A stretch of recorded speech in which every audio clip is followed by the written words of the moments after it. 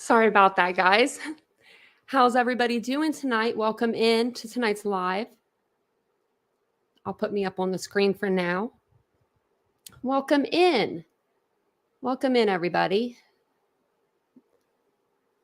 Let me see where we're at here.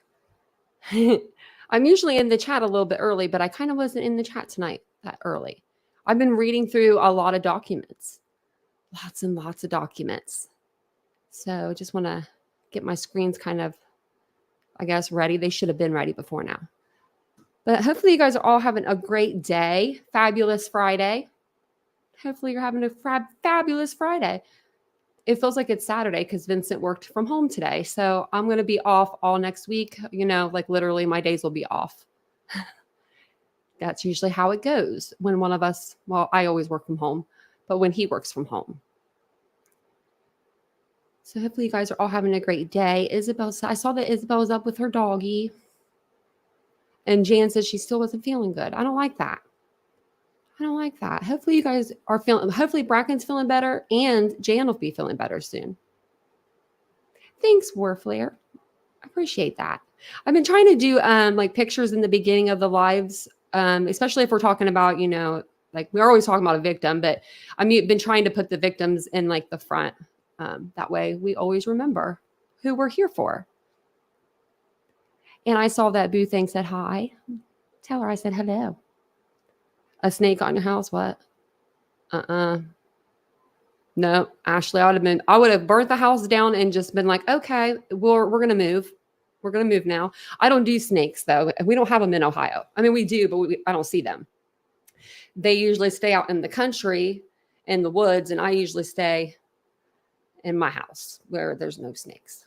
Oh my gosh. Ugh. We had a bat. I had a bat in my apartment twice. It happened within like the same summer. And I'm like, what kind of luck is this? I woke up one morning. I was taking a nap and I could like feel like my cat jumping up. And I'm like, what is my cat doing? And I like flung open like over the blankets and there was a bat just like around my head. And I was like, So I called my dad. I had my dad around then. So I was like, Dad. And he came and he rescued me twice because I was like, I don't do bats. I am not, who am I trying to think of? Ozzy Osbourne. So let me go ahead and share their picture again here while we're talking. And I'm going to grab a tissue really quick while we're talking. If you guys don't mind just taking a second to hit the like button, it really does help the channel. And I'm going to put the channel membership link in the chat in case anybody wants to become a member of our wonderful channel that we have here. And I'll do that throughout the live as well. So we'll go ahead and get right into it. So basically, we're going to talk about the Delphi case tonight. I've read through all of the documents that have come out. I believe I read through them all. Jan was gracious enough to send them to me. So I read through them all. I highlighted some portions that I felt were important and I struck through some portions that I didn't feel like were very important. So basically, the special judge assigned to the Delphi murder investigation has responded to the Indiana Supreme Court and said that Richard Allen's claim of not having access to all documents related to the case has no merit and that he has not been hindered in any way from accessing them. Previously, the original attorneys for Richard Allen, who are Andrew Baldwin and Bradley Rozzi, they filed several motions with the Indiana Supreme Court after they were removed from the case by Judge Gull. And this was in the aftermath of a huge evidence leak. So the lawyers asked the Supreme Court to review Gull's handling of the case and accused her of violating public access by keeping some of the filings a secret, along with claiming she hasn't provided Richard Allen with complete access to all the documents involved in the case. Oh, I thought I had my camera on. I'm like, I thought I had my camera on. Hold on. Let's see. So tonight we are going to, I'm going to put my mirror back over here. Tonight we are going to go over those documents. Good evening, Cindy. Welcome in. Not too late at all. No, I guess I should have probably put a picture of Richard Allen up, but I'd rather look at the girls. They're pretty. So tonight we're going to read her response and Allen and his to Allen Richard Allen's attorneys writ of mandamus. I hate saying that word. I hate it. Mandamus. And we're going to read through the documents. We'll see where you guys stand. Let me know if you guys have read through the documents yet. They just came out over the last couple, today and yesterday, I think. So they're very new. Welcome in, everybody. Welcome on in. Let's see here. I'm going to get a shirt that says that. Let's see.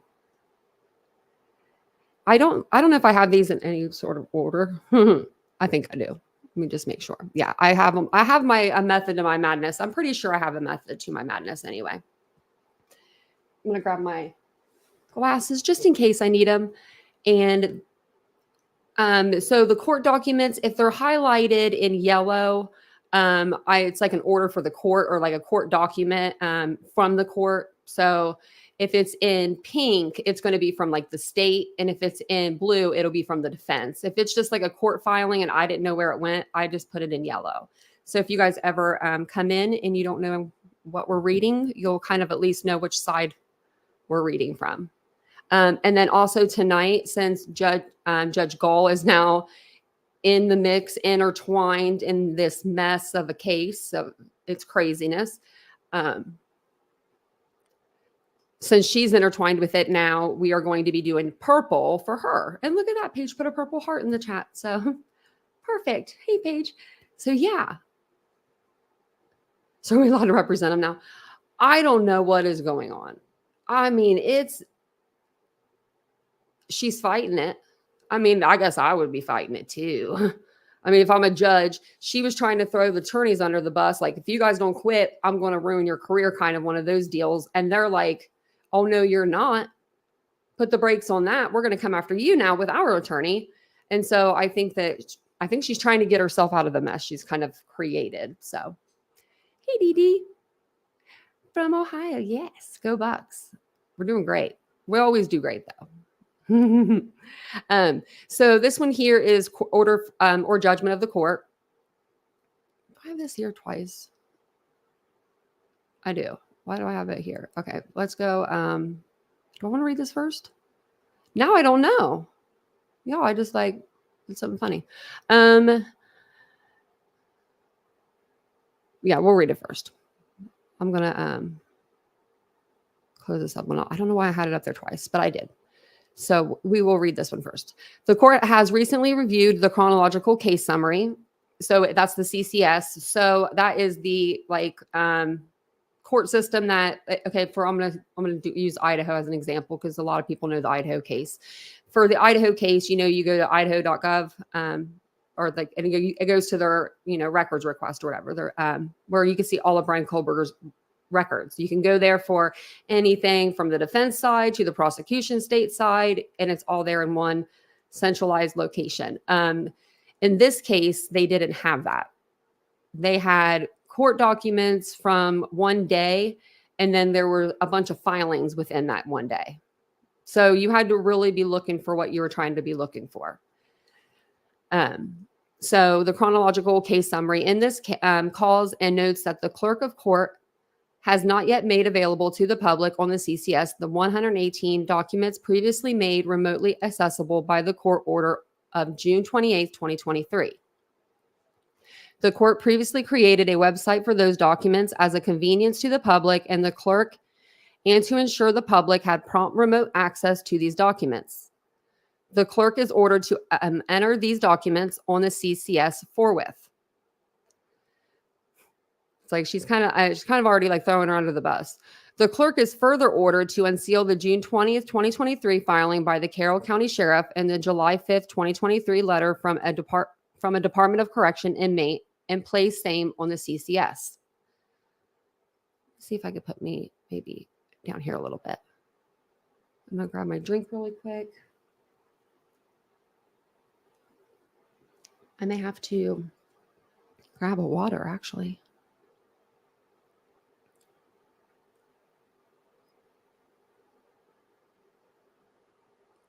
Thanks, Isabel. I read your comment. That's why I got quiet because I didn't want to read out loud, but that's funny. The court further notes that a motion for Frank's hearing and accompanying documents filed by former attorneys on September 18th, 2023 are marked as confidential on the CCS as counsel failed to supply a redacted version at the time of filing. On October 31st, 2023, the court ordered defendants' new counsel to review the pleadings and discovery and either adopt these pleadings or make their own. So the 136-page memorandum that came out from Richard Allen's first two attorneys, they basically need to give that memorandum over to the new attorneys, and then they need to decide if they're going to use that as their defense or if they're not going to use it. Now, that would say a lot. On October, we already read that part. If counsel adopts same, they are ordered to file a redacted version of the pleadings. If defendants' new counsel inform the court they intend to pursue the Frank's motion, the court will schedule a hearing. Finally, the clerk is ordered to place and make accessible on the CCS former attorney's pleadings of October 25th, 2023 and October 26th, 2023. As noted in its prior order, the court considers these pleadings stricken from the record and will not consider these pleadings as the attorneys who filed same are no longer counsel of record. And that was dated November 14th. Hey, Carrie, welcome in. I'm going to move you guys over to this side so I can see you better. Actually, let me just do something real quick. That way I can see you guys in the chat better. I always forget to throw you guys over on this side. Like I'm throwing you around a little bit. That way I can use this extra screen to see the chat, you know? Might as well see if you're here. That wouldn't be good if I couldn't see anybody ever. You have to like make it a certain size though. Okay. Sorry, guys. Oh, we're golden now.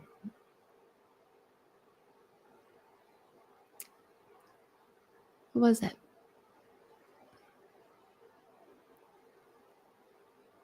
Oh, yeah, let me know.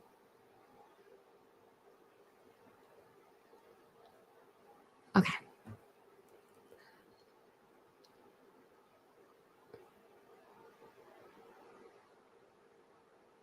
Oh, I don't know.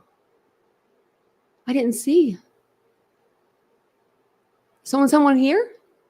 Oh, they did. Oh, I didn't even know. I didn't even see that. How did I not see that from Brian? That's so crazy. Thank you for letting me know. How did I not see that?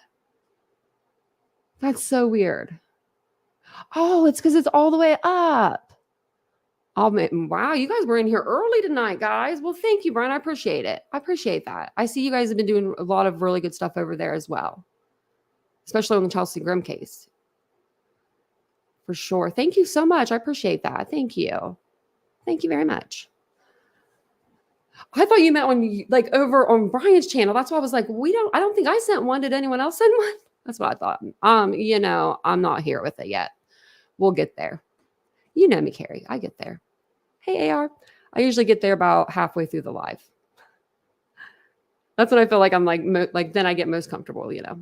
It takes me a minute. Even though I've read these probably 3 or 4 times today. Actually, you know what I didn't do?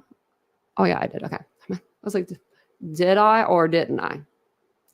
So this next document is going to be one that was sealed. So, well, this one wasn't, but the letter that this inmate wrote was sealed. It's extremely hard to read, but I'm going to read it for y'all. Okay, Carrie, tell Brian thank you. If you guys are still on, whenever I get off, I'll come over there. But I think we're going to be reading for a minute. We love to read. Do you guys remember the robot? We need to bring the robot back. I'm going to bring it back just for one good reading. So this is going to be the transport order. When I read this today, I was so dang confused on life. I was like, who the heck is Robert Baston? I had no clue who this person was. And I was reading these in order. So it'll come together in just a moment. But he's the inmate that was that wrote a letter to the court on behalf of Richard Allen and the way that the guards treat Richard Allen in the Westville Correctional Facility. So this is the transport order. It says, comes now the court, and having reviewed defendant's Allen motion for transport order, now grants said motion and directs the Carroll County Sheriff's Department to facilitate the transfer of inmate Robert P. Baston, it gives his inmate number, from the Westville Correctional Facility to the Carroll Circuit Court on Thursday, June 15th, 2023 at 7:30 a.m. and thereafter return inmate Baston to the Westville Correctional Facility at the conclusion of the proceedings on June 15th, 2023. This is like his little get out of jail free, card. Defendant Allen's attorneys, Bradley Rozzi and Andrew Baldwin, shall have access to inmate Baston for purposes of questioning said inmate. So they wanted to question him because he had something that apparently they wanted. And they wanted it so bad that they wanted him to go to court and be a witness. So it's getting deep. I feel like it just keeps getting deeper and deeper with this case. I really do. It says, Sheriff's Return, this writ came to hand the 12th day of June, 2023. Attempted service of said writ was made on the 14th day of June, 2023. The Sheriff of Carroll County, Indiana, reports the following to the court. On the 14th day of June, 2023, at the direction of the Sheriff of Carroll County Sheriff's Special Transport Deputy Brian Wasaki? I don't know if that's how you say it, reported to the Indiana Department of Corrections, Westville, Indiana, for purpose of taking custody of and transporting inmate Robert P. Baston back to Carroll County for purposes related to this cause. On the 14th day of June, 2023, upon arrival at the Westville facility, Special/Transport Deputy Wasaki was informed by the site DOC personnel that inmate Baston was refusing to exit his cell and was also refusing to be transported to Carroll County, Indiana to testify in this cause. Like right there to me, I would be like, why? Because, you were saying that you wanted to do this a minute ago. But apparently they were like, okay, buddy. On the 14th day of June, 2023, communication with the court was established by Sheriff's Major Deputy Toby Lizenby. I've heard that name before. Wherein Major Lizenby was advised by the court to disregard any further efforts to retrieve inmate Baston from the Westville facility. Documentation related to this incident by Sheriff Specialist Transport Deputy Wasaki and the Indiana Department of Corrections, Westville, Indiana, is attached to this return. And this is the incident report. Or not incident, but I guess taking him over there. But they didn't end up taking him anywhere. He was born 12/7/68. I think he was charged like with some sort of like trying to think of the right word. Crime against like a child. So of the worst, kind. Any crime against a child is the worst kind, but And then I guess here we go. I was like, where did it go? Okay. On June 14th, 2023, Special Deputy Wasaki Brian, while on duty, was conducting a court-ordered transport from Westville Correctional Facility to the Carroll County Jail. Upon my arrival, I was escorted to inmate Baston Robert, DOC number 209210, segregation unit to conduct the pickup. After waiting, a corrections officer approached me and told me Baston is refusing to come out of his cell and told the corrections officers, F you, the word, F you can't make me go. The corrections officer told me they will have to do a cell extraction to get him to my transport vehicle. I told the corrections officer to stand by and let me make a few phone calls. I was escorted back to the main gate where I was greeted by Warden John Gallipu. I can't say that guy's name. Gallipu? I don't know. John G. Warden John. That's what we're going to call him. Warden John.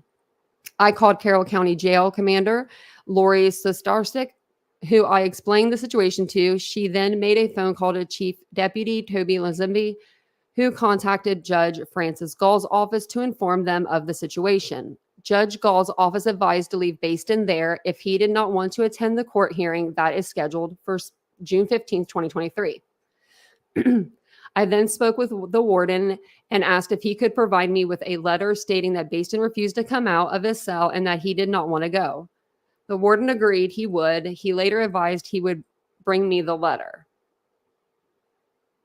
On 6/15/2023 to Carroll County Courthouse, so I could attach it to this report. Nothing further at this time. This was on the 14th, so wonder if he ever got it.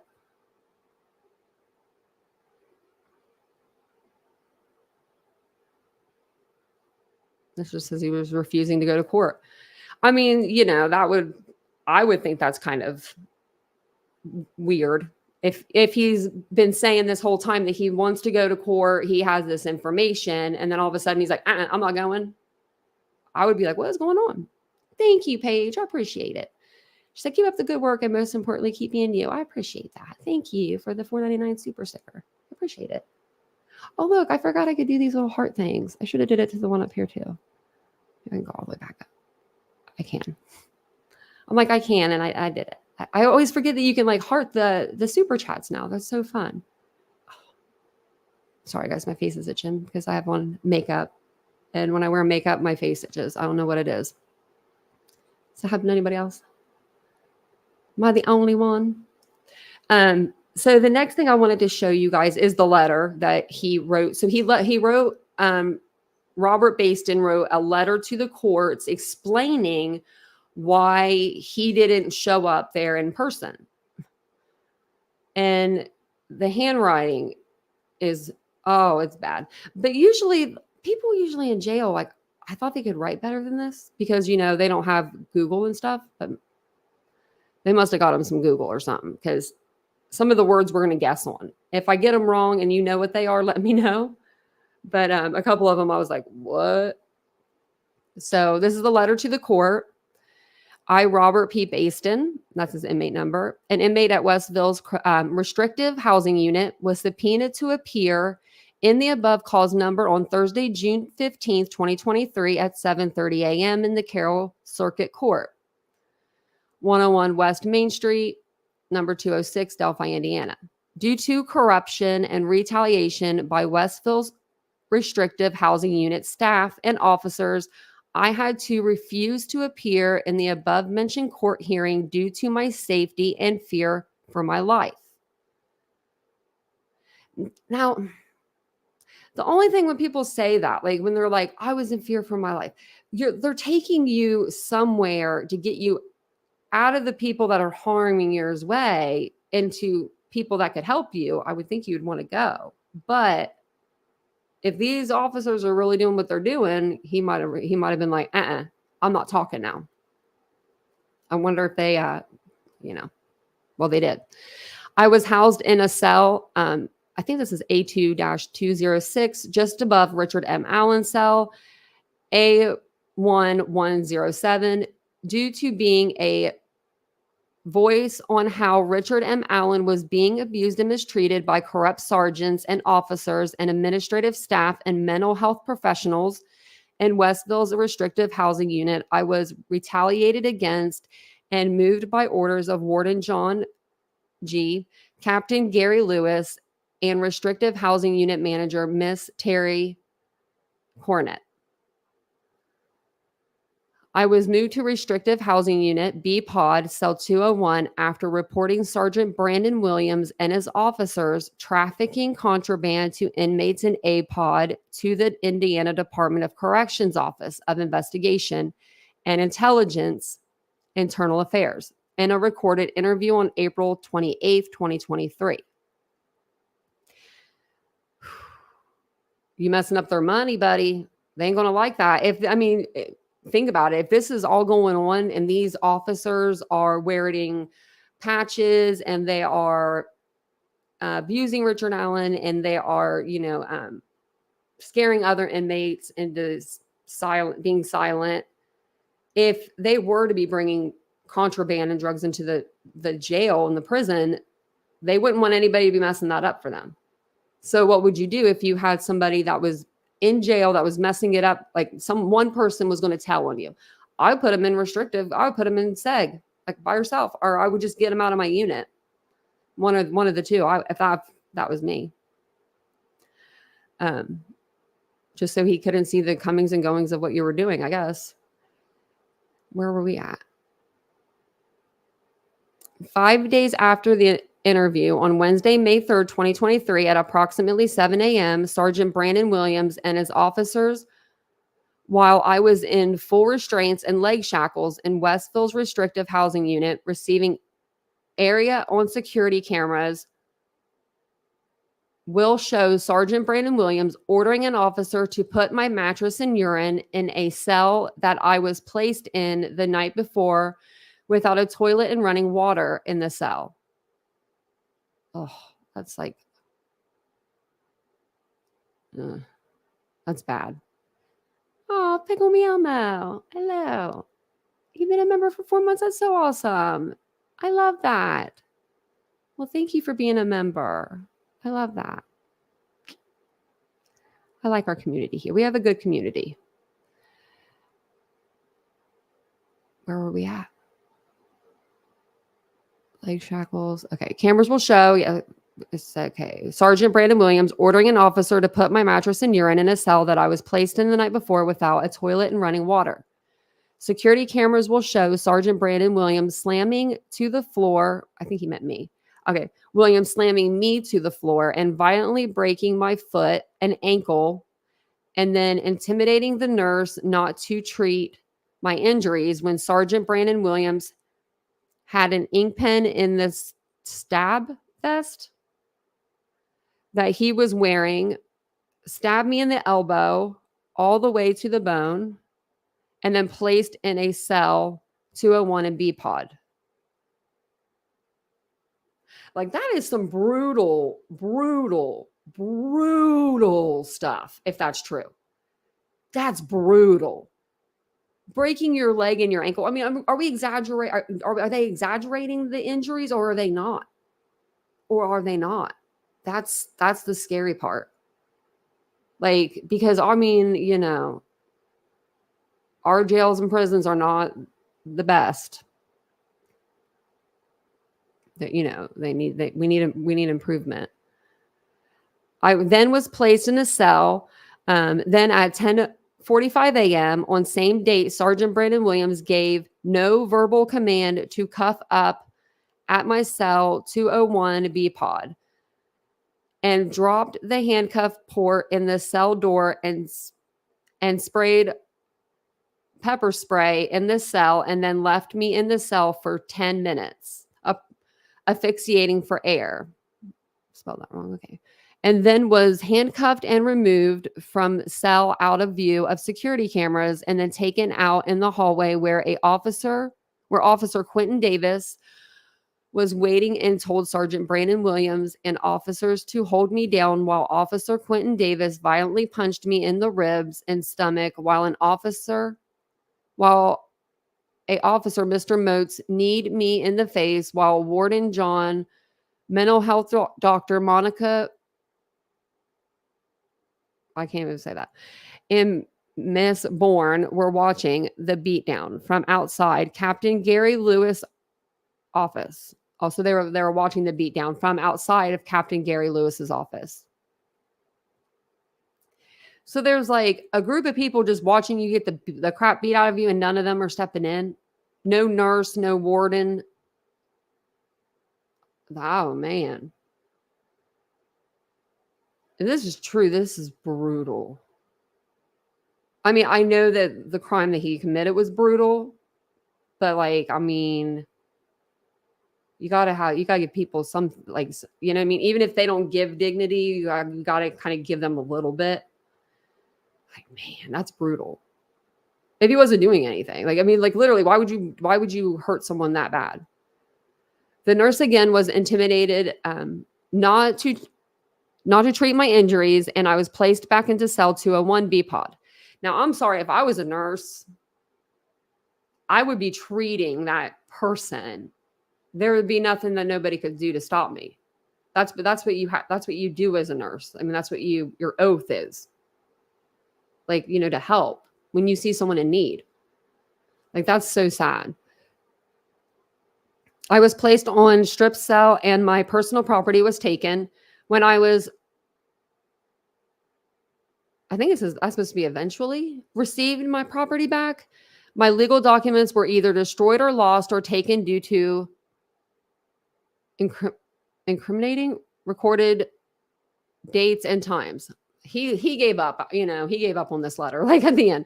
Some of those recorded dates and times concern how Richard M. Allen was being abused and mistreated by staff and officers.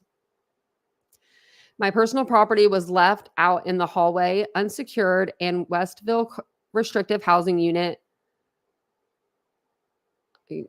General population, workers, and suicide companions were stealing my property. I recently received from the United States Department of Justice investigative report numbers, and it gives the numbers, but recently the U.S. Department of Justice has been in the news for mishandling complaints. The Indiana Governor's Office,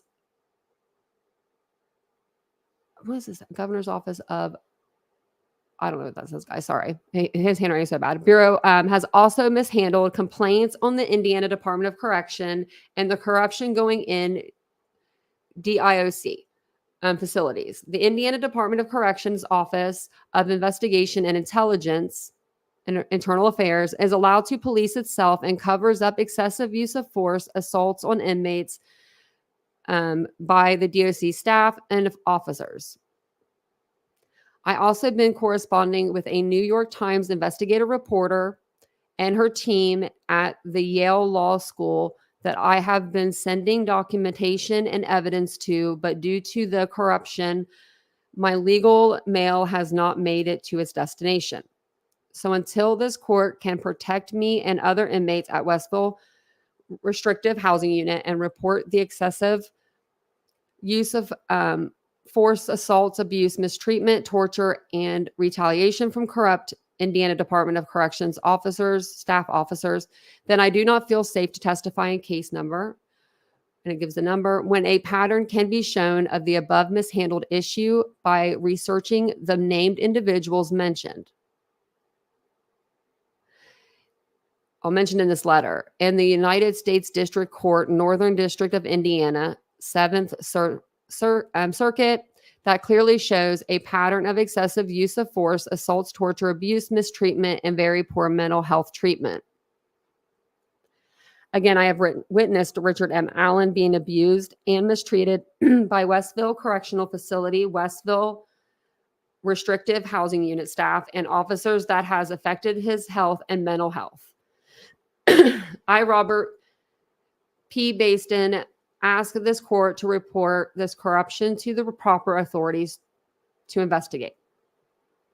Now, if this guy, though, is above Richard Allen, he would only be able to hear. He wouldn't really be able to see Richard Allen because they're all locked up and like they're segregated from each other. So, I mean, you can hear, though, through like pipes and stuff in jails. Like you could hear through, stuff like that. There's ways to talk. And get, messages across. So I'm sure if there was something going on and he was like, hollering or something, maybe they could hear it. But at the same time, I'm wondering why more inmates aren't coming out. I wonder why there's not more. Just crazy. And it's crazy. This is a crazy case. So basically what he's saying is he saw Richard M. Allen getting mentally and physically abused in the Westville Correctional Facility. Now, he's been trying to get out of there since he got in there. Not literally. He just wants to be moved to Carroll County. I don't know why they won't just move him. I know that they have a cell there. Maybe it's just because it's such a long term.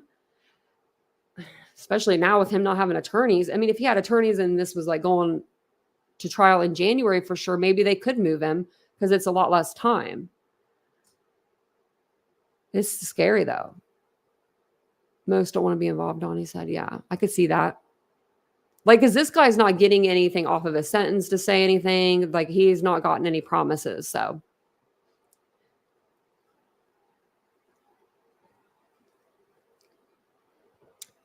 And thank you guys all for being here. I appreciate it so much.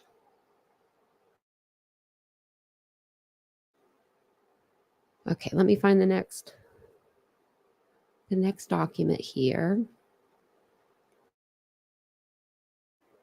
And since this one is from Judge Gull, and that's why it's in purple. Normally, if it's like in yellow, it's court proceedings. I need to have a banner that says that, but I feel like the banner gets distracting. If it's in pink, state, blue, defense. I should have come up with a better, I guess, color system, but I didn't yet. This is what I'm working with for now. And this is the longest of all the documents. And I think I cut some of it, like a little bit of it out, just because some of it was not very entertaining. She's not a very entertaining woman when it comes to legal documents. Respondents. Oh, and I want to, how was I saying it? Okay, so the other night on our live, I have to apologize because I was saying a word wrong, which I'm sure I do that all the time, but I figured it out today and I was like, oh. So instead of saying relator, I was saying realtor. So the other day on the live, I probably said it 50 times, probably a lot more than that. So sorry about that, guys. I guess it's pronounced relator. I moved a couple letters around, you know, it happens when you got that like dyslexic ADHD kind of brain or something. So I wanted to tell you guys that. So if I say it tonight, it's probably because I've been reading these documents all day today and I've been saying it the same way as I said it the other night. I'm like, stop saying it like that. So this is going to be Judge Gull's response to the writ of mandamus and prohibition. Now this is going to be just one. They have two out. We've read over both of those, but this is going to be for just one of them. Table of contents. You know, you're getting into something when they got a table of contents and then they got these cases all listed. We're not going to go through the cases though.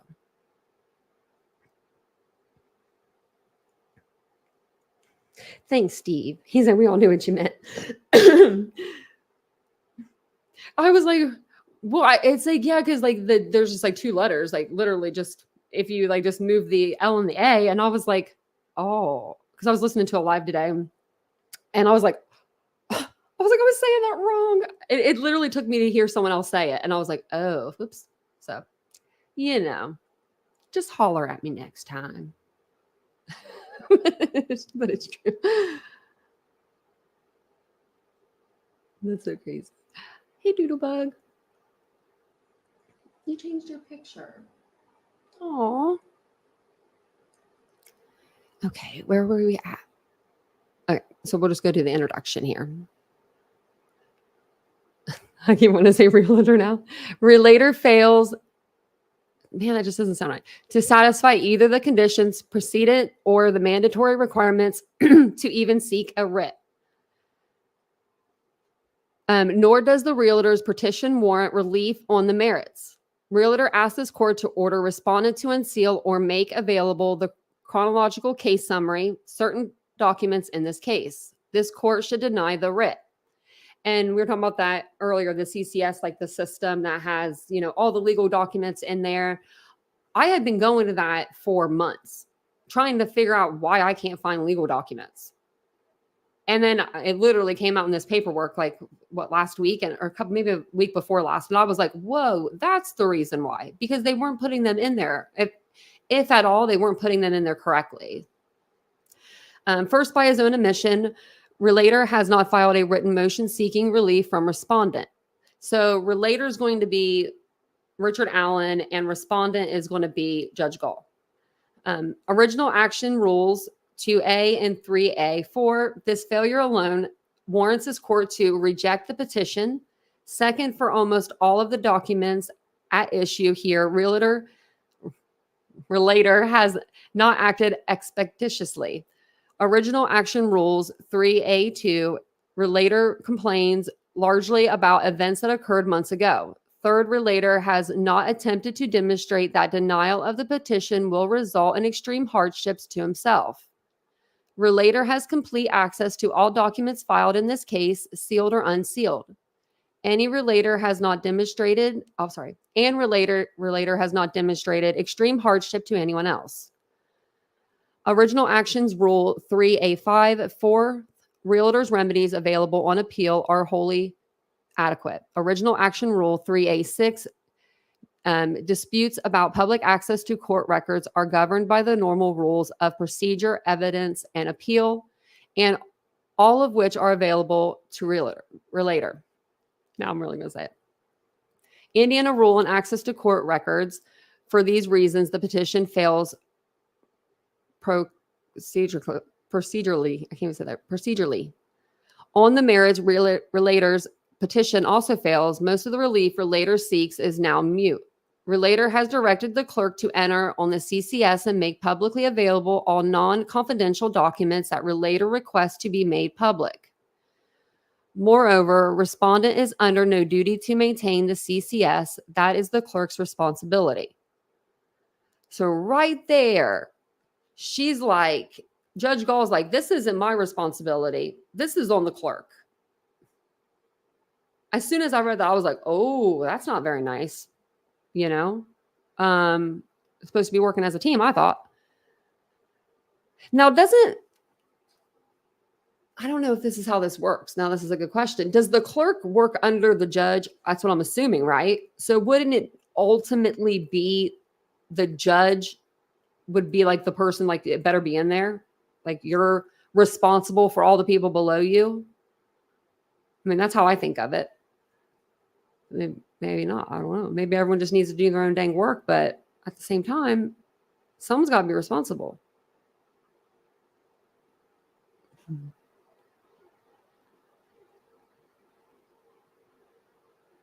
I'm just like reading the chat. I don't even know what you guys are talking about. I'm just smiling though. I'm just smiling. Let me grab my drink.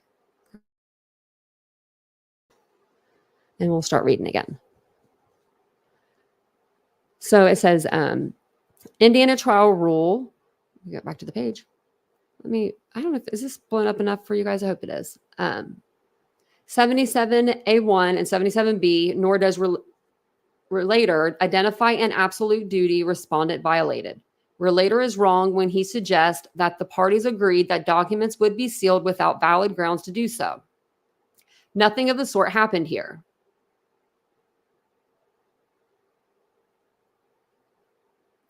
Okay, I just wanted to read that again, but because that's true. Finally, it bears emphasis that the court has never issued a writ granting the type of relief relator seeks here. Writs are reserved to provide extraordinary relief, not to manage the CCS. Anything that you see that has like red just like marked out in it, I just did that for my own eyeballs because a lot of it is just examples.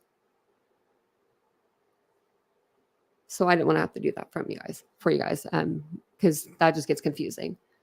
So the Supreme Court has the power by writ of mandate and prohibition to confine a lower court within its lawful jurisdiction. Writs of mandamus and prohibition are extraordinary remedies which are viewed with disfavor and may not be used as substitutes for appeals. And to me, that almost is like, I'm doing this more for you, not for me, when she says that. This court will not issue a writ unless the relator has a clear and unquestioned right to relief, and only where the trial court has an absolute duty to act or refrain from acting. And then we'll go down to the argument here. Really, Chloe's mom? She said, I've heard the prison guards in Indiana are worse than other criminals. If a nurse or doctor is threatened with physical violence, they will not uphold their oath. Really? Oh, gosh. I mean, I guess there's a time when you're just like, okay, you know, like, because you don't want to get hurt at the same time. But it's like, that has to be hard. I couldn't do that job. Because you got to be like, can I go? Can I not? You know? And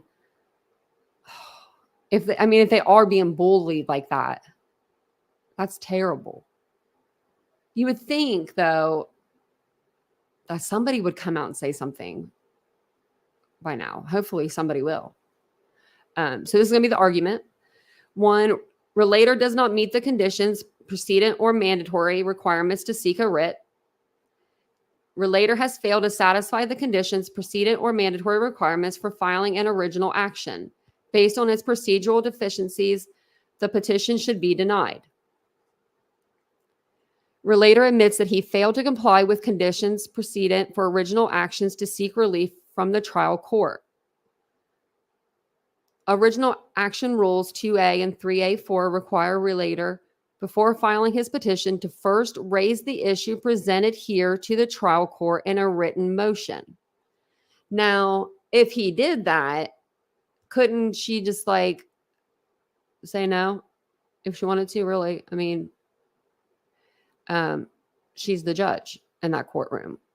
That's why you go above her. Relator admits he did not do so. He did not file a motion with the trial court seeking and unseal or make public any of the documents identified in his petition. The court should not entertain relator's petition for this reason alone. Well, I would probably say in this case, I don't know who my lawyer is, and I need my wife to have my paperwork online that she can, easily get to. That's what I would say, or something. I don't know.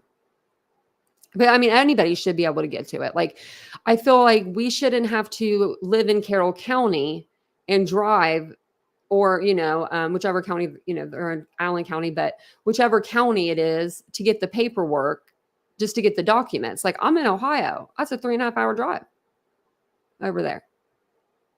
That's a little bit of a drive, just to get like paperwork when it could be easily put online. Where are we at? Relator admits that he failed to comply with conditions precedent for original actions to seek relief from the trial court. Original action rules 2A and 3A4 require relator, before filing his petition, to first raise the issue presented here to the trial court in a written motion. Relator admitted he did not do so. He did not file a motion with the trial court seeking to unseal or make public any of the documents identified in his petition. The court should not entertain relator's petition for this reason alone. Relator's request that he be excused from this condition precedent due to extraordinary circumstances and a practical impossibility. Neither is an exception under Rule 2A, and relator cites no authority to support such an exception in original actions. Rather, relator suggests that the Indiana rules of appellate procedure allow for excuse of an analogous, I can't even say this word. Why can't I say it? Condition precedent under extraordinary circumstances. If I try, we'll be here all night. The rules of appellate procedure do not apply to original actions, which are governed exclusively by their own rules. Moreover, relators claim that there is an impossibility of performance of the conditions precedent is wrong. Relators asserts that the trial court refuses to accept any filings made by Attorney Rozzi and Baldwin, and orders the clerk to remove anything they file. Relators brief in support of petition for writs of mandamus and prohibition verified petition. I should have read that part, sorry. But the trial court has not prohibited relator from filing motions with the trial court via his current counsel or himself.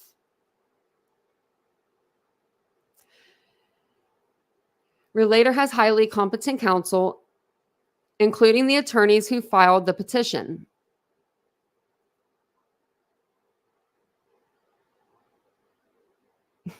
Does that sound kind of bad now that I'm reading it again? Like, so she says relator has highly competent counsel, meaning like the counsel that she just gave him, his two new attorneys, not Baldwin and Rozzi. And then because she says here, including the attorneys who filed the petition. Well, they're the two attorneys that have filed the petition. So it's like almost like the two that I just gave him, they're really good. And yeah, the other two that he used to have, they're okay too. I don't know. That's what it kind of sounds to me, but maybe I'm reading it wrong.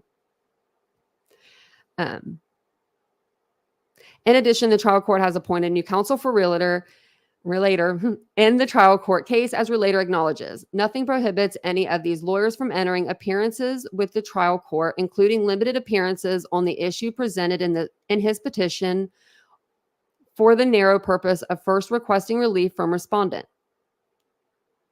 Relator cannot claim impossibility because he direct his current counsel to file a premature and incomplete original action.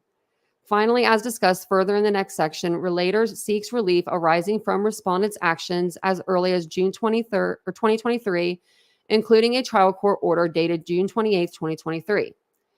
Between June 28th, 2023 and October 27th, 2023, realtor had ample opportunity to file written motions with the trial court challenging the court's decision, but relator never did. Relator's compliance with Rule 2A was not an impossibility, factually, legally, or practically. The court should deny the petition for this reason alone.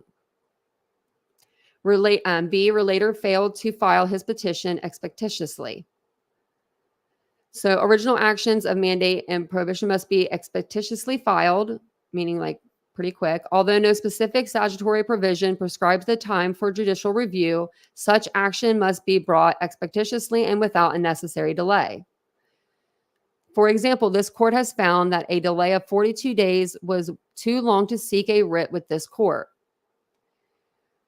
Relator baldly asserts that the application has been made expeditiously, but relator seeks relief from actions that occurred on the following dates: June 20th, June 28th, July 5th, and then September 18th. I'm sorry, and October 25th through 26th.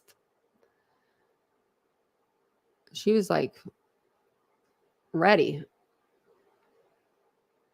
Exactly. That's what Chloe's mom. She's like, or he could file them on behalf of himself. I wouldn't want to file nothing on behalf of myself. This is a DP case. I got a mosquito. I just saw it, but we'll figure that out later. But yeah, he doesn't need to file anything on his own. I personally don't understand why they don't just let him have the attorneys, make him sign some sort of legal document that he can't say inadequate counsel on appeal or something like that. Like, you want these guys, you're going to have to stick with them. One of those deals. But I mean, I think Gull needs to be out of there personally. She's causing the most problems, I feel like, with like the court, and then not filing paperwork. And then she has a problem with the attorneys, and he wants those attorneys specifically. So I just feel like if you just took out her, it would be a lot easier than taking out his two attorneys that he's put all this trust into. I mean, whether you're innocent or you're guilty, you should still have adequate counsel. You know, I mean, we don't want anybody getting off on appeal. We want whoever did this behind bars for the rest of their life. If not, we want them to be put to death. If that's what they decide. Because those girls deserve justice. Relator filed his petition on October 30th, 2023. That was 42 days after Relator filed the September 8th memorandum. The exact same delay that the Supreme Court found to be excessive. It just gives a case example. The delays from the July 5th letter, 117 days, June 28th order, 124 days, and the June 20th filing, 132 days, are even longer. Relator has offered no justification for these delays in filing an original action. Relator's petition is expeditious, can't say it, only to the extent that it seeks to reinstate that October 25th, 26th, 2023 filings. However, Relator's request for this minor relief cannot save his otherwise untimely petition. This court should not issue an extraordinary writ on matters that the trial court decided months ago and that Relator never challenged before the court itself. I guess that's probably a good point. Isabel, I will be on trial next. You best believe that.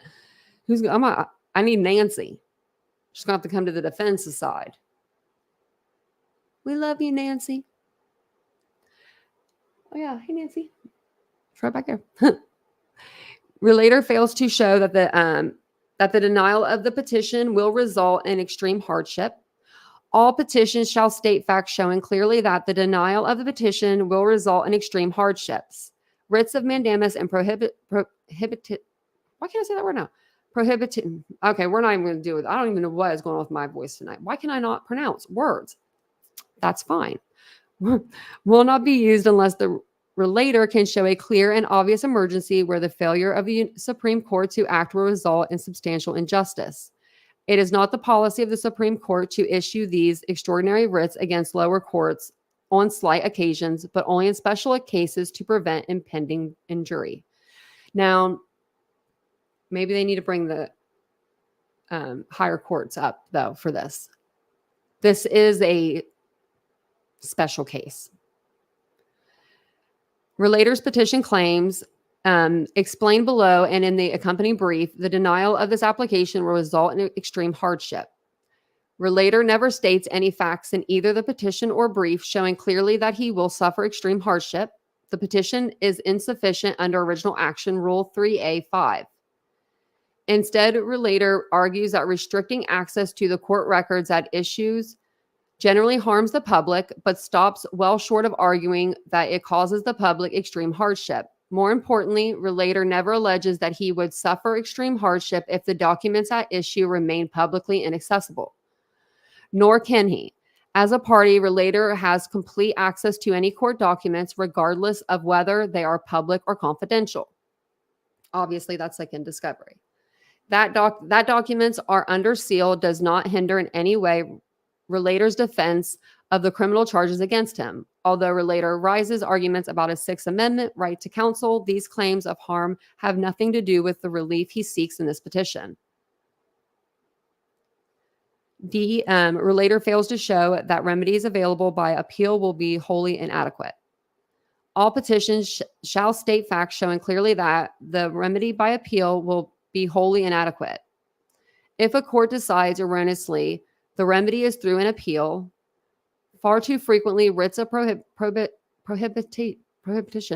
and mandate are sought to be used as a shortcut to an appeal on the merits, which cannot be done. Relator's petition asserts that his remedy available by appeal will be inadequate, but relator again fails to demonstrate why appellate remedies would be inadequate, wholly or otherwise. He don't want you to be the one to give out the yay or nays. That's what it is. The Indian access to court record rules specifically contemplate parties must use the ordinary appeals process to resolve disputes arising under this rule. For that reason, this court and the Indiana Court of Appeals regularly entertain appeals regarding access to court records. Indeed, Indiana's appellate court regularly decide the type of issues regarding access to court records that the petition raises. Indiana rule of appellate procedure reinforced that the relator may request the relief he seeks from the trial court, and if the trial court disagrees, seek a remedy through the normal appellate process. Oh, yeah, this is going to be a good trial. And you best believe me and Jan are going to be there for opening statements. We'll pick her up. We're going to cruise on over. We're going to be there before Brian Enton. I don't know if he'll be there, but, you know, he's always first one at the gate in Idaho. Oh, Jan, I got an idea. I'm so bad. I got an idea. I'll get us in there. I'll take the wheelchair. I will. I'll take it. This is an emergency. Plus, I'll need to sit anyway. Just be like, out of my way, you know. Indiana rules of appellate procedure reinforce that the relator may request the relief he seeks from the trial court, and if the trial court disagrees, seek a remedy through a normal appellate process.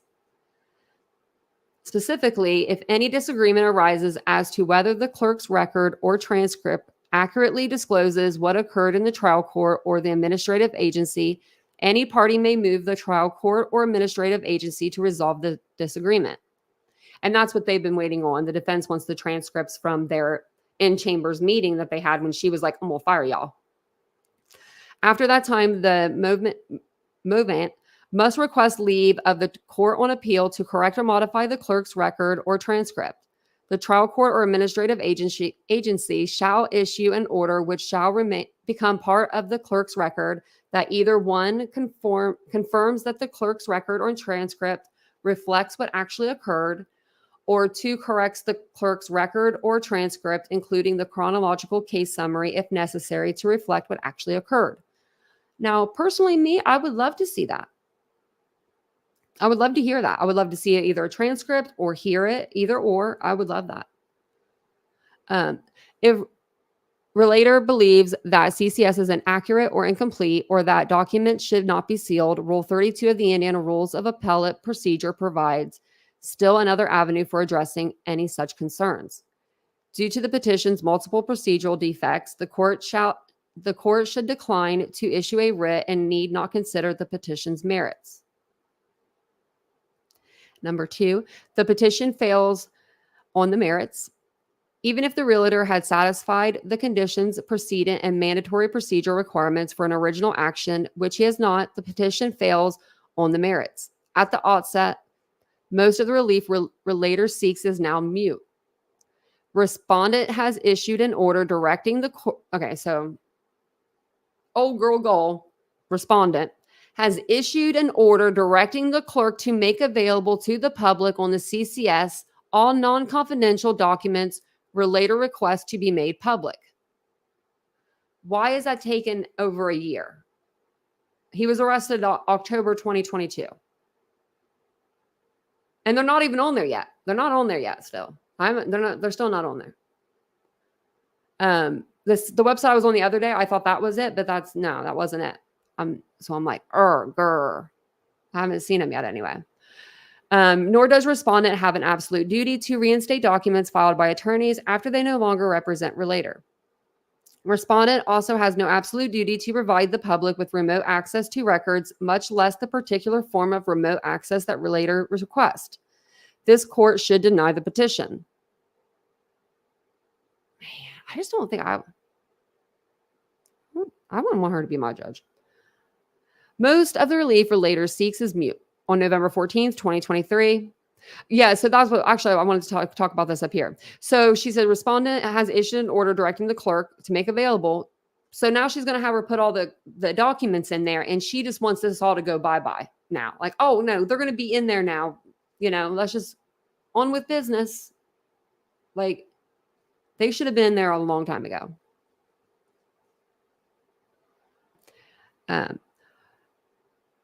On November 14th, 2023, the trial court issued an order that resolves most of the public access issues raised in the petition.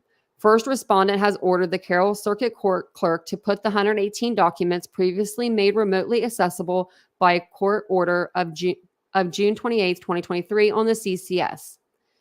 Second, this is what she's doing, to better herself. Respondent has ordered the clerk to unseal the June 20th, 2023 filing by the Carroll County Sheriff. Oh, wait, we did get this. And the July 5th, 2023 letter from DOC Inmate and place them in the CCS. Jan sent me these ones.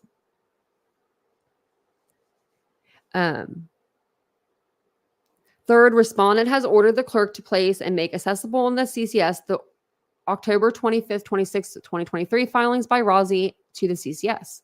These filings remain stricken from the record and will not be considered because they were filed by an attorney who was not an attorney of record for relator on the date of filing. Oh, that's messed up. The trial court's November 14th, 2023 order renders most of the issues in the petition relating to these documents mute. She probably told clerk of Carroll, or not Carroll County, but Allen County, like, hey, I'm going to need you to work overtime this weekend. Okay. Yeah, Miss Kim, it does. Something's funny. That was the funniest comment I've seen in a while, because I was like, is he really? He said JLR is so far ahead, he's already at the verdict reading. That's a good one. He needs that on a shirt. He needs that on his shirt. I actually have some funny things. I want to have one of you guys make me some shirts. I know one of y'all out there probably have like a press thing you make, and I can send you some shirts and money to have you make them for me. Because there's just been some funny things I've heard the last few days. I'm like, that needs to be on a shirt. Indeed, relator coincides that the trial court clerk is to maintain the trial court case records. Read all that? Okay. Realtor repeatedly refers to the person who allegedly violated the duty to provide public access to certain records as someone.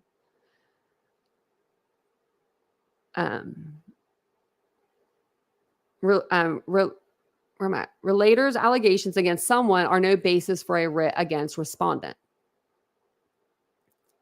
Because I'm assuming because he should know that she's the judge. That's kind of,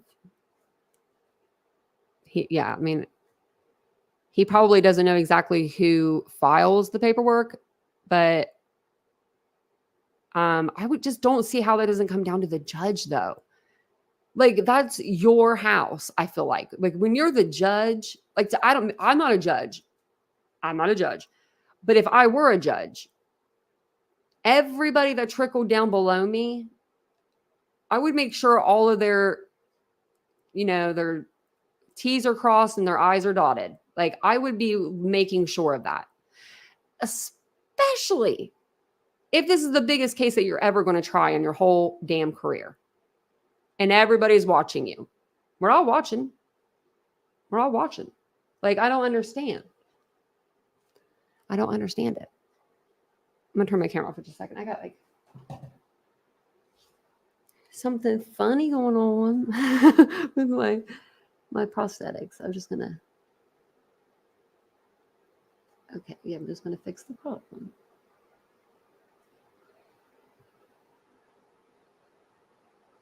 And while I'm doing that, just say hello to whoever's above you. Say hello to whoever's below you. Oh, by the way, I forgot to say my name. I always forget to tell you guys my name in the beginning of the live. I just assume that everybody knows me, but they don't. I'm Tanya, or TitaniumBuilt. We're only an hour and 8 minutes in, and I'm just now telling you my name.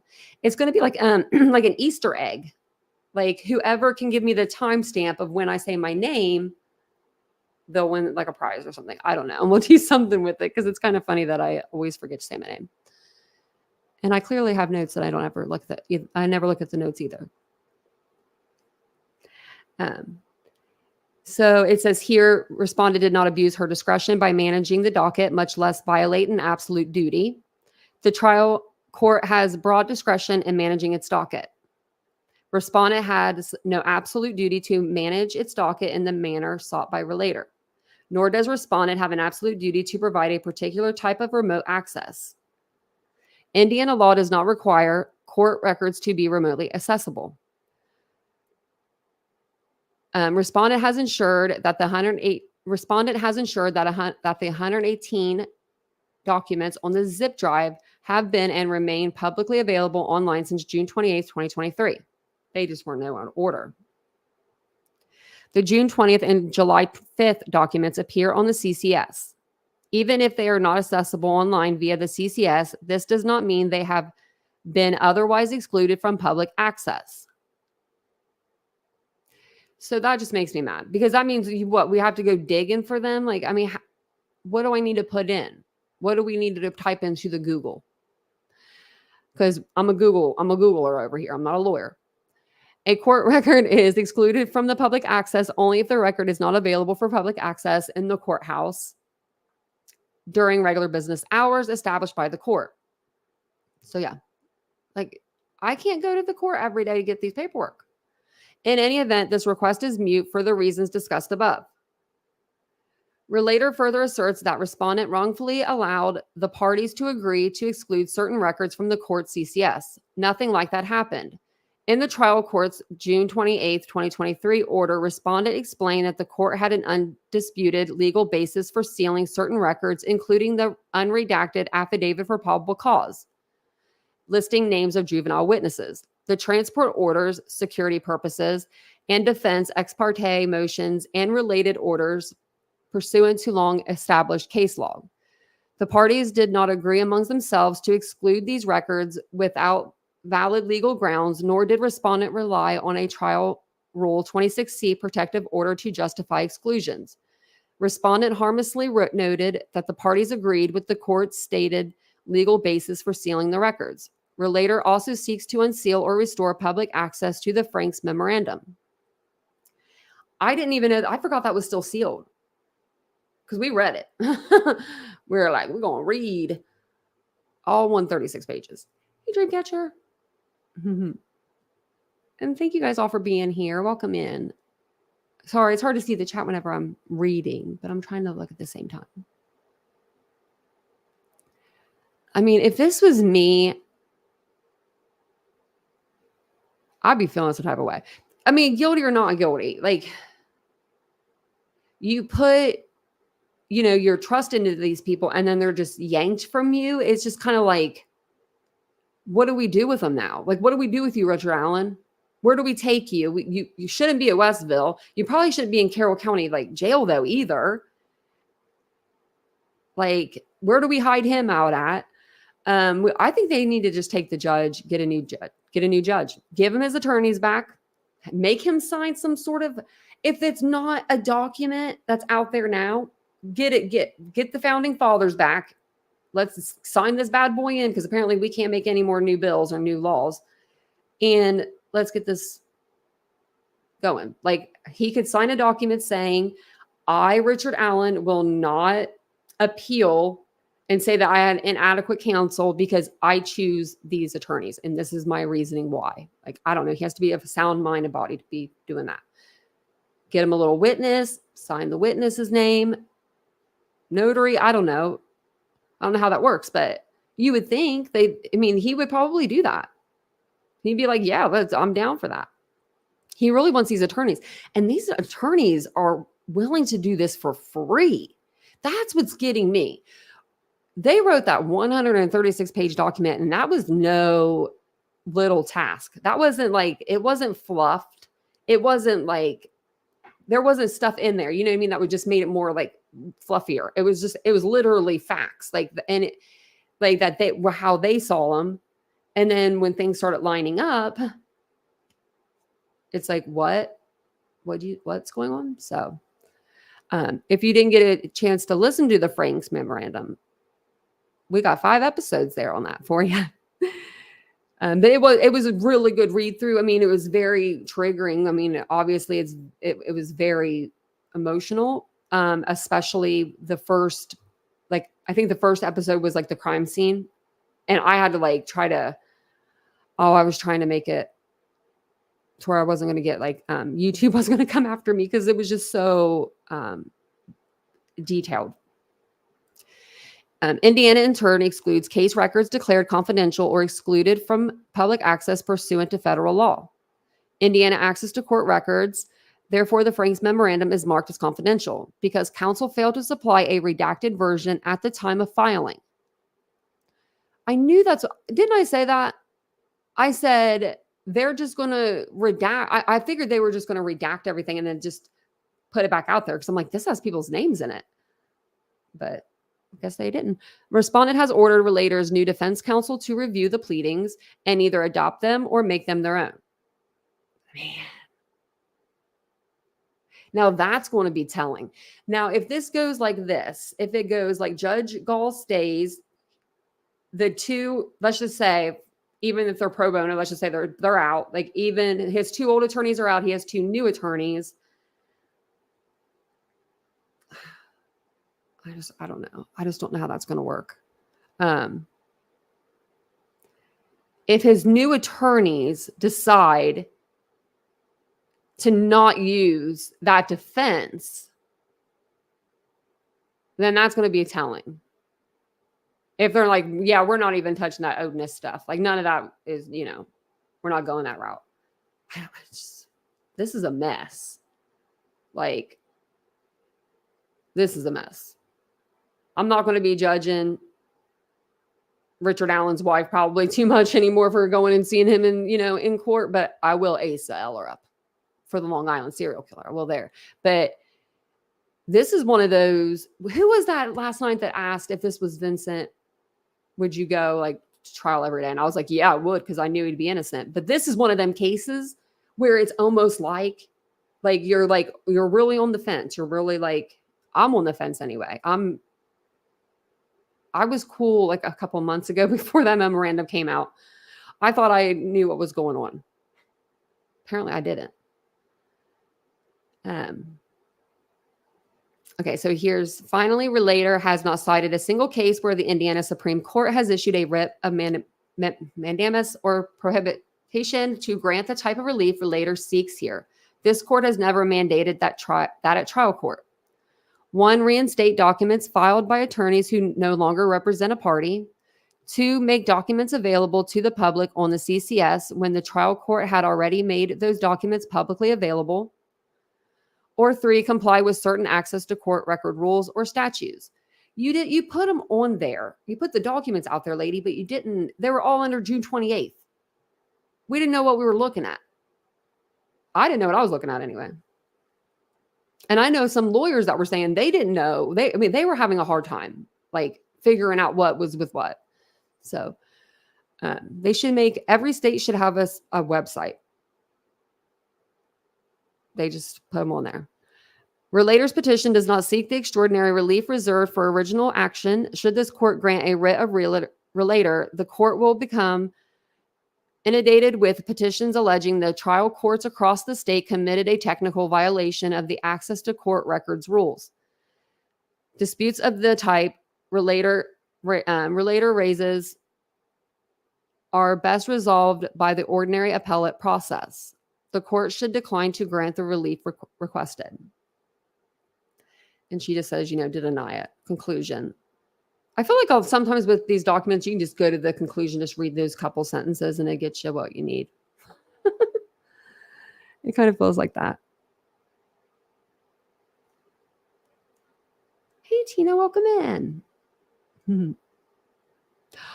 Oh, yeah, Sarah, she's another one. I want to do a live on Sarah Boone. And yeah, we need to hit her up because she's got a new attorney, doesn't she? Or did they? Oh, God, I don't even know. I can't keep up. I can't keep up with her. But she makes me kind of giggle. Not for what she did, just because of her personality. Like, she's just an odd person. I mean, Sarah Boone, you're an odd girl, honey. She, every week, new attorney. Ooh, stop at McDonald's. I want a good donut place. You just talking about ice cream now, made me think of donuts, but. Oh, and last night on our live, when I heard the doorbell go off, and I said, "Oh, Vincent must have ordered crumble cookies." He did. I walked out, and I was out there for like 30 minutes before I even realized the pink box sitting there, and I was like, "Oh!" But I didn't really like them this time. They weren't as good, but I was still appreciative that he got those. Let's see over here. Okay, I got one more document I can go through with you guys. I was going to see if they had posted anything. No. I'm surprised, just Grizzly. She did her live. But I'm surprised, Court TV, Law and Crime, one of those people, they haven't picked it up. Maybe they're still reading through the paperwork. Because it is a lot. It's a lot. So this was filed yesterday. And we're just going to kind of go through this kind of quicker, but it's just this verified motion to clarify deadline for response by state of Indiana. The state of Indiana by Attorney General Todd Rokita and Chief Counsel of Appeals Angela Sanchez respectfully request clarification of the present deadline for the state to respond to relator's petition for writ of mandamus, or in the alternative for an extension of time to respond to and including Monday, November 27th, 2023. In support, the state says, 1, relator filed his petition on November 6, 2023. 2, under the rules of procedure for original actions, the lower court and judge thereof against whom the action is commenced are the respondents. Indiana original action rule. In criminal cases, the rules require service of the petition of the Attorney General and authorize the Attorney General to file a brief opposing the writ. On the same day the petition was filed, November 6th, this court set a deadline of November 16th, 2023 for the filing of any briefs opposing issuance of the writ or any supplemental records. The respondents or any party opposing relator in this in the respondent court or the Attorney General, if service on the Attorney General is required by Rule 2D2, may file a brief opposing the petition at any time before the deadline established by Supreme Court order. 4, on November 9th, 2023, respondent requested an extension of time to respond to the petition as well as an additional order of the court. This court granted the extension and ordered respondent's response brief and any supplemental records to be filed by November 27th, 2023. 5, the order did not indicate whether the deadline for filing any other briefs opposing the writ was similarly extended as the court had stated when granting respondent's request for an extension of time in the related original action arising from the same trial court cause. We can get on number 6. The state of Indiana, by Attorney General, is authorized to file a response in this matter, but is not a respondent as defined in the rules of procedures for original actions.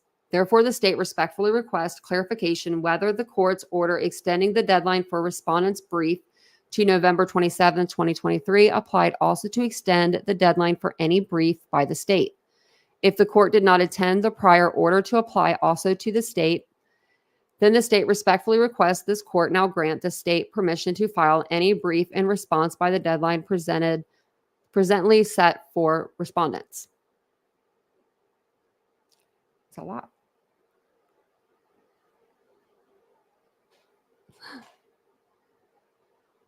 Oh, that's so cute, Doodlebug. I just read your comment. That's cute. Rocky Raccoon. My cat's name's Rocky. He looks kind of like a raccoon, too. He's got like that brindle.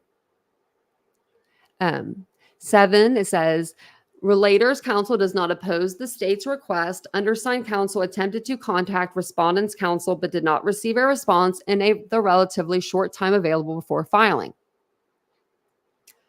Oh.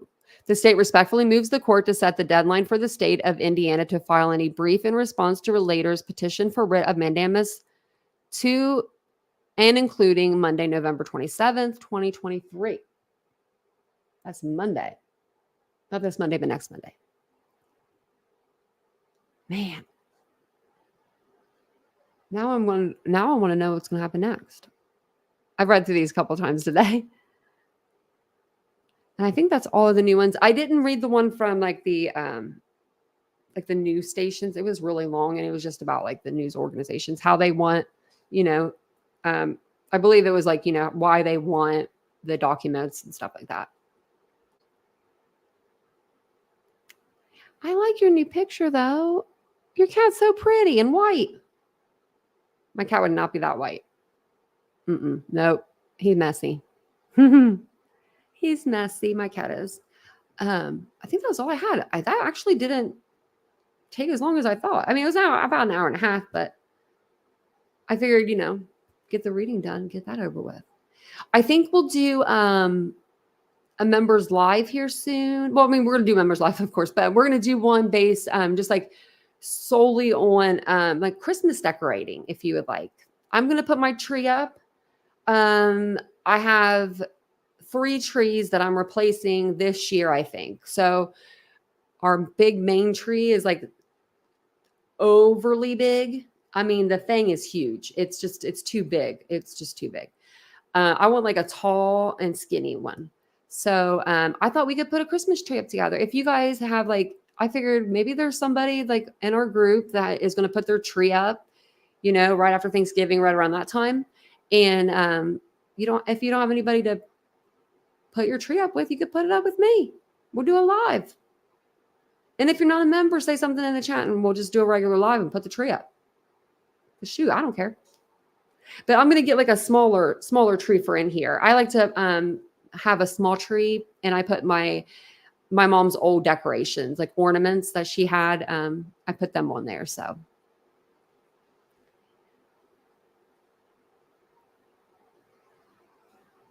Oh, I don't know, Roseanne. I don't know about the judge, but I agree about the attorneys really wanting to fight for him.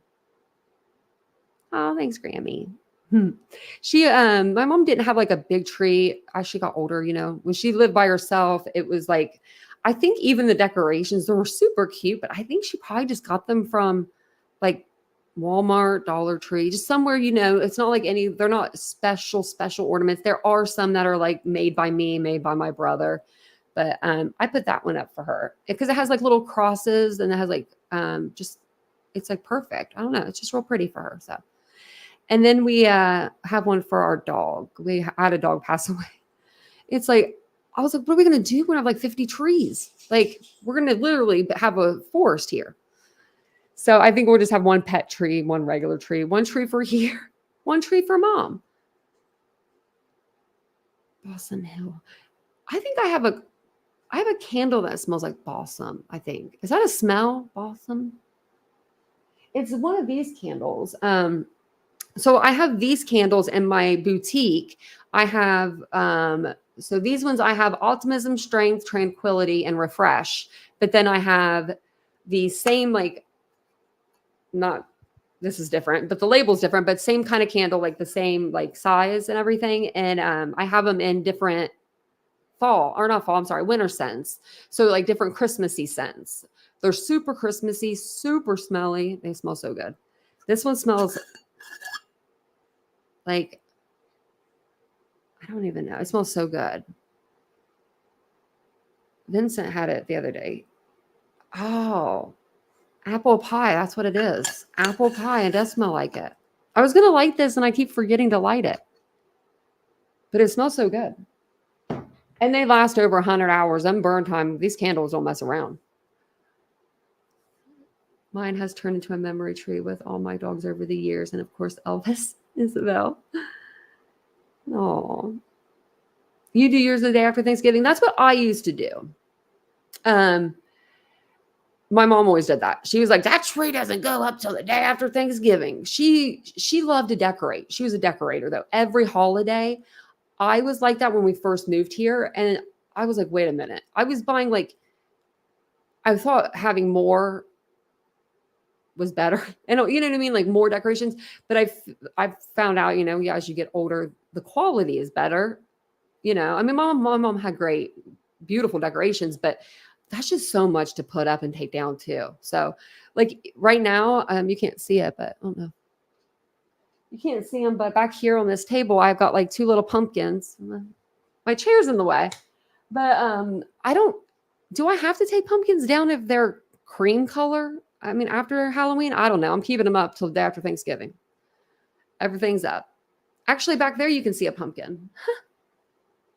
Back here on that table, behind the white lamp, that's a little pumpkin. I worked in Christmas trees since I was 12 or 13. Oh, Ashley, that's so cool. I could see you totally going out there and taking down a tree, though, for sure. I would have all the faith in you to get me a tree down. I wouldn't be able to do it. It would be too cold. I'll admit it. I know, and I'm always cold. You have a fiber optic tree? Oh, that's really cool.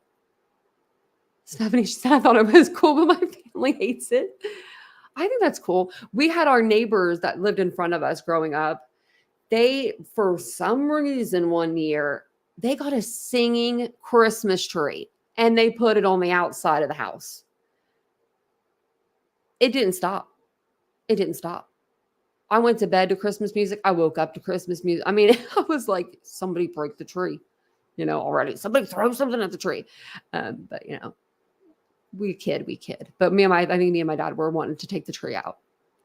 Stephanie says, no, I have my pumpkins till Thanksgiving. Okay, because I wasn't sure. I was like, what is the rule for pumpkins? Like, because all of my pumpkins I'm not a very colorful person. I'm really not.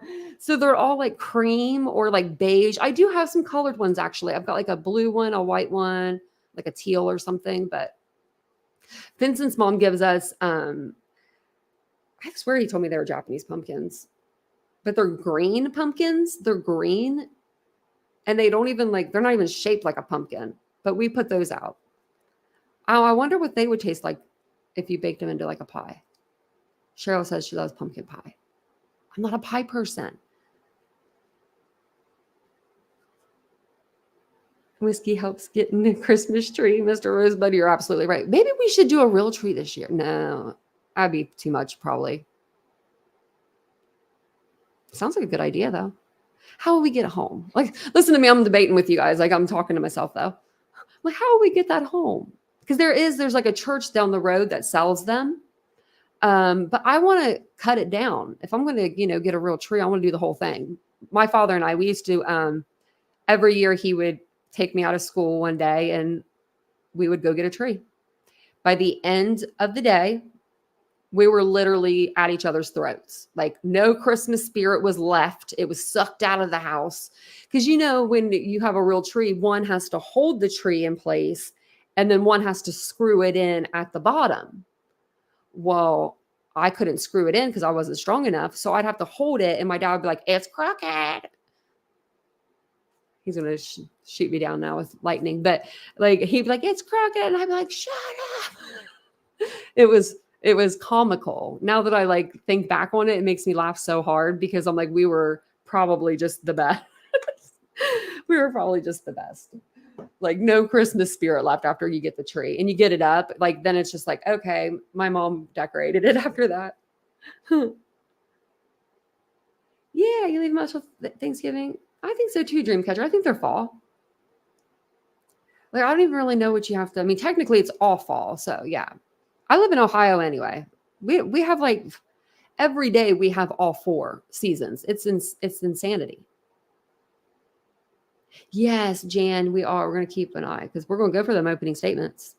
We got to make sure we get in good with Brian Enton or somebody. Really? There's a major shortage on Christmas trees? Well, then I better not get one. Because I think getting a real tree is cheaper than buying a tree. I just want to do whatever's better for everyone else. But I know this year I'm going to save so much money on Christmas and we are going to get something so nice. I'm already thinking about Christmas. I'm like, yep. It's a fight to put it up and a fight to take it down. Yep. And I'm a 1-person show because I won't wait. I won't wait for Vincent to come home. So I'll be out in the shed. We have like a storage shed. It's like in our building and I'll be out there. I mean, the tree's huge. It's like a 7-foot tree.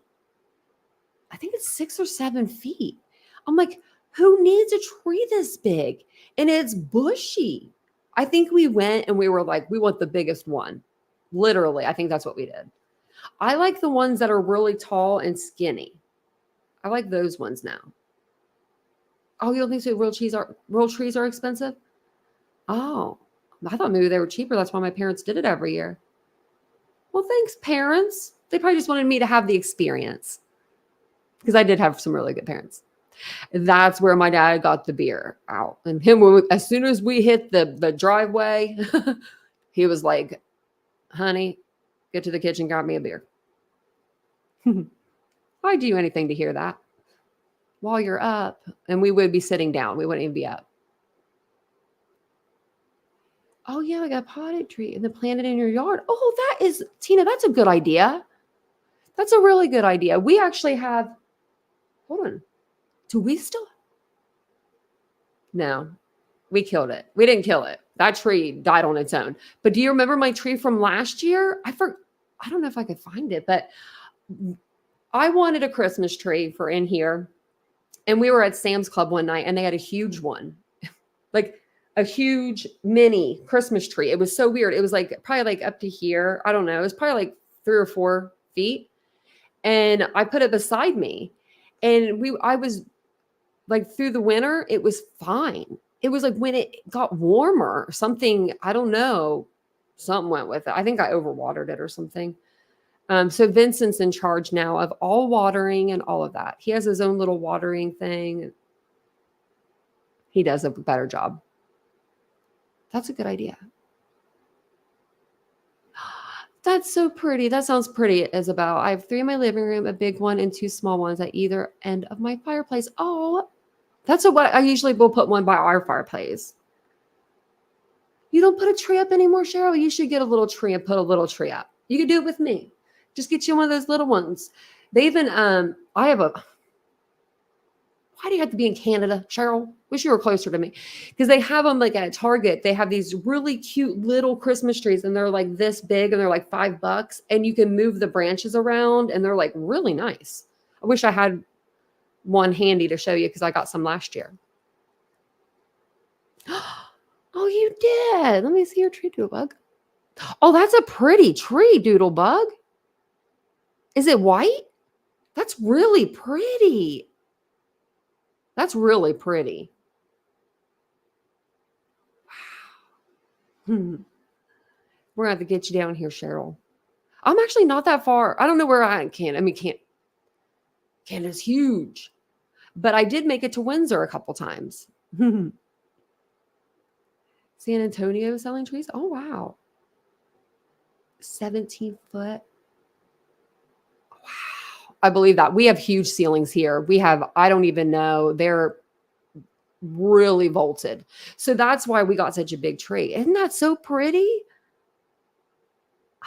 I love that. Nope, it's just got a gazillion lights on. I love it. Because it looks, because I was looking at it and it looks like it's got parts of green poking through, but overall it looks really white. You're close to Windsor, Cheryl? Well, you never know then. I love Canada. I went there when I was 19, so we got a drink, because we were all teenagers. We're like, we can go to Canada. You can drink at 19 up there. Let's go. This was before you needed a passport too. Now I feel old. Hey, Aries. I love that tree. They say I watch all this weird stuff. Like it's not weird. It's just decorating stuff, but it's not usually what I would normally watch. But I've been watching a lot of that lately.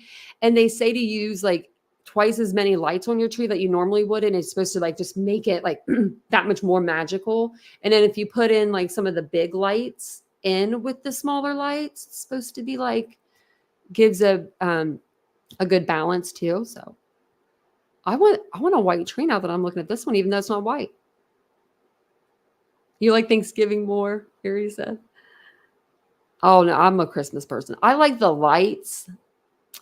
I'm a light person. I like the sun. I like vitamin D. When that sun goes down, I'm like gone. So when we can actually light the place up and have all these little lights all around, I'm all for it. But we don't even have all of our decorations up. So I don't even know where I'm going to put this stuff. Like we're clean slating it over here. I didn't watch the Murdoch update, but he did plead today. So I'll give you a couple updates here at the end. Murdoch pled guilty to the financial crimes. He is going to serve 27 years for that. Judge Newman recused himself from the investigation if there happens to be any more of an investigation into the murders of Maggie and Paul, which I don't see that going back to trial. If it does, I don't want to watch it again. I couldn't take this, not the first time, but we will. We will definitely watch it. Especially when Alec takes the stand. That was pure entertainment. I mean, really, when he said Paul, I about fell out of my damn chair. I think we all did. We were like, what? But I do now call my dog Mia Mimi because of him. I call her Mimi all the time. I'm surprised she didn't come to the door. She'll do that sometimes. You think he's going to get retried? Man, I don't know. Man, if he does, he would be the luckiest man to get a retrial. I mean, literally, I don't know. I could do Alec Murdoch before I could do Letitia Stout. I could never do her trial again. That one was just, ugh. And then Sarah Boone's coming up. That's going to be entertaining. I mean, is she going to be her own attorney? I would love for her to be able to be her own attorney. I mean, I don't want that for her, but I would want that for me. Oh, and Christmas Vacation. My brother loves that movie. Well, there was another update. I put on the community tab, but Caitlin Armstrong was sentenced today. She got 90 years. She'll never be out. she'll never be able to see her family other than behind a prison wall. She won't be able to have kids, ride her bicycle. 90 years, yeah. 90 years. And they wanted to give her like 15 to 20 or something. They were going to give her a plea deal. And she said, nope, I'm going to ride this wave out. Why do people think they're going to get lucky like Casey Anthony did? Because I guarantee you that's what all these girls, these women criminals are thinking. Well, Casey Anthony got away with it, because no one gets away with the stuff that these people are pulling off. Like, you drove your vehicle there past surveillance. It's the unaliving is on surveillance. You can hear her. My Lordy. But she could do yoga. She can doodlebug.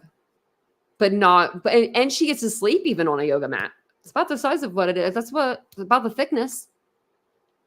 They're arrogant. Yes. It's like they're entitled almost. Like, she stood today and here I am, you know?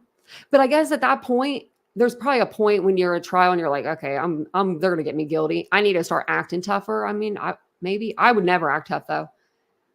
I would be like, I ain't made for jail. Because I'm not. But I appreciate you guys all coming tonight. Tomorrow we're going to do, there's a couple different cases we could cover. There's like a couple of different updates. So we'll think of something cool, fun to talk about. If you guys haven't subscribed to the channel yet and you like the content, don't forget to subscribe. We'd love to have you. If you'd like to become a member of our channel, I'll put the channel membership link in the chat. We'd love to have you become a member. And anything else I got for you guys? I think that's it. I don't know if there's anything. I feel like there's probably more like updates. I feel like I'm missing something, but I don't know. But you know, I'll make sure.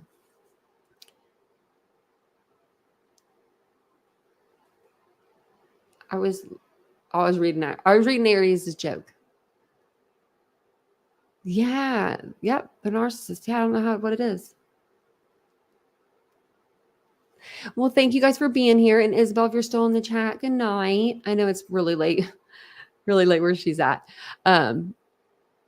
I just love seeing you in the chat. It just reminds me of the night I was in here. It was literally, it was like a 9 o'clock stream, because I remember it was like 9:15 to like 9:17. I didn't see Isabel for literally, it was only 2 minutes. And in my mind, it was like 4 hours. I'm like, where is Isabel? And she like popped up. She's like, I'm right here. And I was like, how long has it been? So I went up and I checked like the last time she had typed in the chat, and I was like, it's been 2 minutes. So, you know. And Jan, I hope you start to feel better. Make sure the hubby's taking care of you. Oh, got Chinese food for supper. Oh yeah, that sounds good. I went to the grocery store today, so I'm about to eat a lot of food because we haven't had food in our house since vacation. Like literally, I've only went to the store to get like a couple things here and there. I actually went and did a full haul today. So I appreciate you guys being here. I'm going to go eat some food as well. I'll see you guys out on the YouTube streets if you're out there. And I'll see you guys all here tomorrow night around 8:15 p.m. Eastern Standard Time. I'll see you guys all later. Bye.